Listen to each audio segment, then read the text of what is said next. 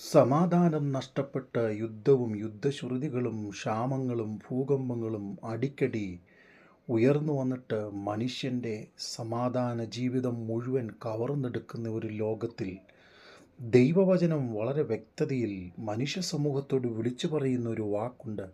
സകല ബുദ്ധിയെയും കവിയുന്ന ദൈവിക സമാധാനം നിങ്ങളുടെ ഹൃദയങ്ങളെയും നിലവുകളെയും ക്രിസ്തുവേശുവിങ്കൽ കാക്കും.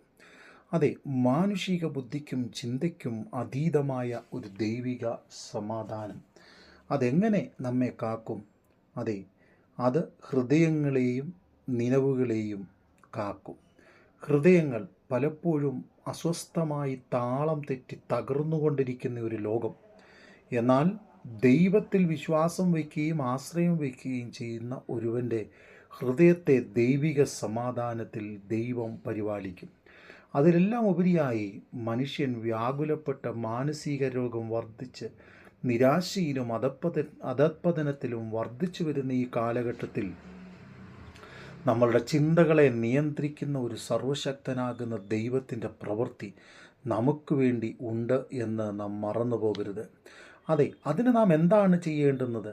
യെശയ്യാ പ്രവചനം 26-ാം അധ്യായം അതിൻ്റെ 3-ാം വാക്യം, സ്ഥിരമാനസൻ നിന്നിൽ ആശ്രയം വെച്ചിരിക്കൊണ്ട് നീ അവനെ പൂർണ്ണ സമാധാനത്തിൽ കാക്കുന്നു. അതെ, ഒരുവൻ സ്ഥിരതയോടെ ദൈവത്തിൽ ആശ്രയം വെച്ച് അവൻ്റെ ജീവിതം നയിക്കുവാൻ തയ്യാറാകുമ്പോൾ ദൈവത്തിൽ ആശ്രയം വയ്ക്കുന്നവനെ ദൈവിക സമാധാനത്തിൽ കാക്കുന്ന ദൈവം.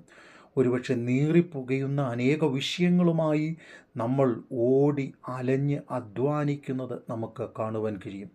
ഇന്ന് സഭയും സമൂഹവും രാഷ്ട്രവും സമാധാനത്തിനായി ഓടി അന്വേഷിക്കുകയാണ്. എന്നാൽ യേശുവിൻ്റെ അടുക്കൽ ഞാനും നിങ്ങളും എത്തപ്പെട്ടാൽ ദൈവവചനം ഇന്നും നമ്മോട് വളരെ ശക്തമായി വിളിച്ചു പറയുന്നു, അധ്വാനിക്കുന്നവരും ഭാരം ചുമക്കുന്നവരുമായുള്ളവരെ നിങ്ങൾ എൻ്റെ അടുക്കൽ വരുവീൻ, ഞാൻ നിങ്ങൾക്ക് ആശ്വാസം കൽപ്പിക്കും.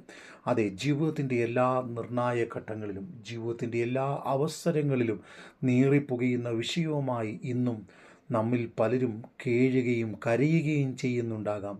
എന്നാൽ ദൈവവചനം ഇങ്ങനെ പറയുന്നു, എൻ്റെ ജനത്തിൻ്റെ കഷ്ടത ഞാൻ കണ്ടു, അവരുടെ നിലവിളി ഞാൻ കേട്ടു, ഊഴിയ വിചാരകന്മാർ നിമിത്തമുള്ള അവരുടെ പീഡയെ ഞാൻ അറിയുന്നു.